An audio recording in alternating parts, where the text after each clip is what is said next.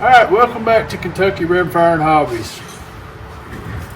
I'm not sure what to call this rifle. Would it be my, what's the right word? Is this my nemesis? What am I looking, huh?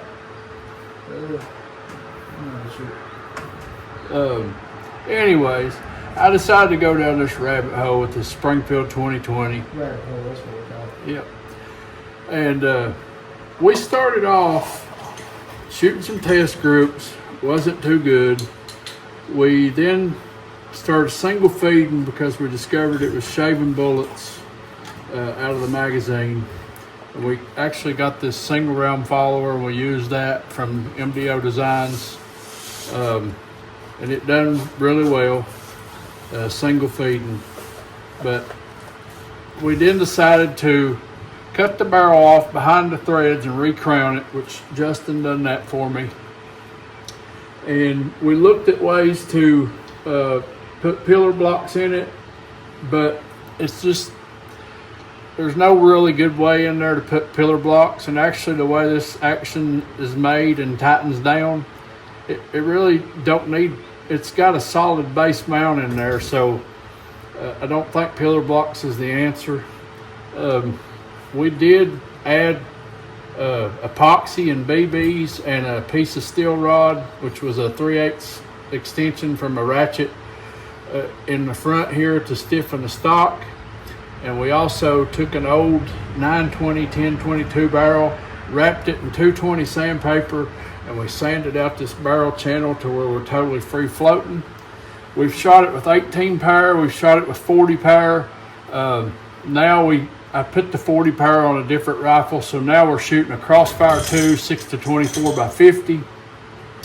And this morning, I had some requests and comments to lap the barrel. And the way I done that was I put some JB bore compound on a bore mop, and I just mopped the crap out of the barrel. And to me, through the bore scope, this barrel already looked good. But I went ahead and tried it because what's to lose? I mean, we've gotten a little better, but not great. And so I did that. I lapped the barrel this morning. I adjusted the trigger. I got the trigger down to 1.5 pounds, which is as low as you can get this factory trigger. And then to try to remedy the bullet shaving process, I may or may not have done a Cyclops Joe remedy. So I took a Dremel bit, which is a fine stone, and it's cone shaped. This has a cone breech in it, and it has a very sharp edge on it. So I fixed this Dremel stone to my cleaning rod. I pulled the bolt out. I stuck my cleaning rod through there with that stone on it, and I just kissed the face of that breech, and I spun that stone to try to take some of that sharp edge off. And Justin and I talked about it last night. We were afraid that it might change the headspace and screw us all together. But this morning I got to thinking about it. I was like, what do I have to lose? I mean, I'm doing this for you guys, and I done it. So I polished the bore face with a fine stone from a Dremel, and I can show you that stone in the end of this video. I'll put a picture up of it. But I polished that breech face, and I came out here and I shot some groups. And I started off with SK semi-auto, shot it pretty good. Then I switched over to some Norma match, and it done even better. Then I shot some RWS rifle match, and it done pretty good. When I say pretty good, all these was shooting below 1/2 inch at 50 yards. So then I thought I would try some Ely match. And Ely match, I probably shot the tightest group that I've ever shot with this rifle, and I repeated it 3 times.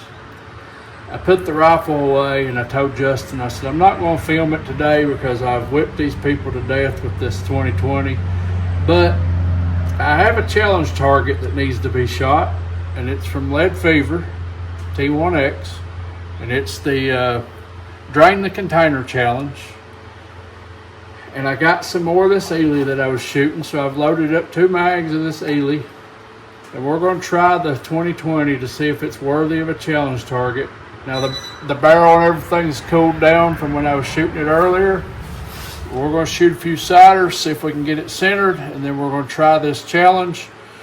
And hopefully I can show you guys that this thing is shooting better. It's shooting. This is a target rifle. It's not a bench rest rifle.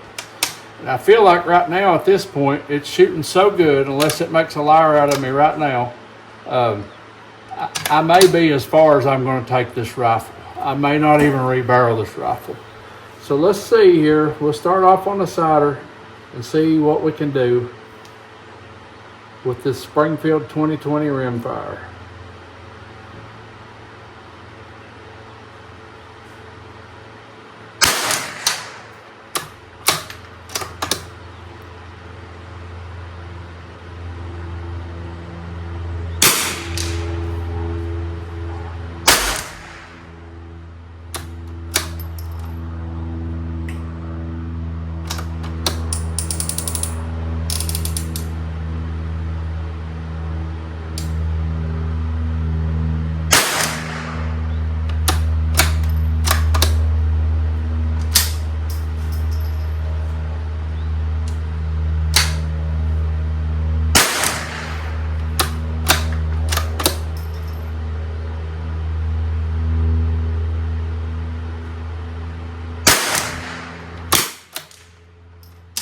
Okay, that was 5 shots. The first 2 was high, and then the next 3 come to the center, and they shot a clover.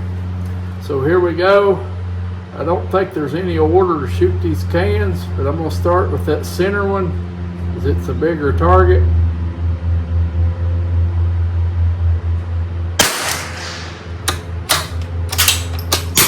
We'll move to the left.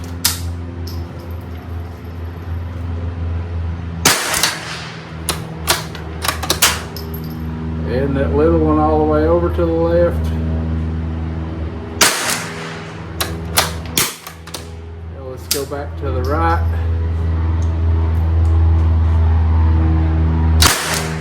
Oh, that was a miss. I overcorrected there.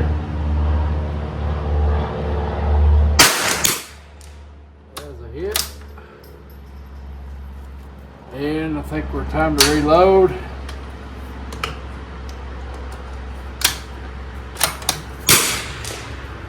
All right, down at the bottom.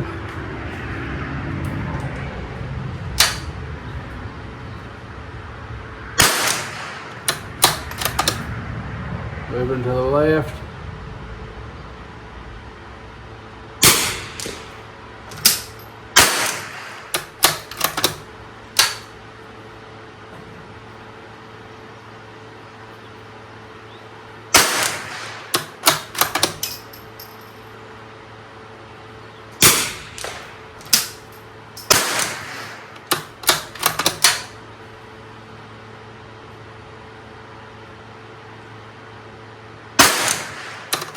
Got all those. Now let's go up there and see if we can hit that bonus.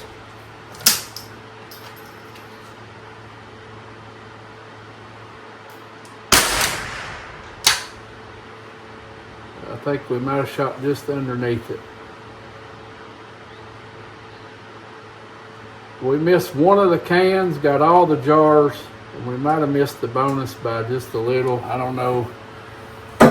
No, it might plug. That's a cup. I think we got the bottom of the cup.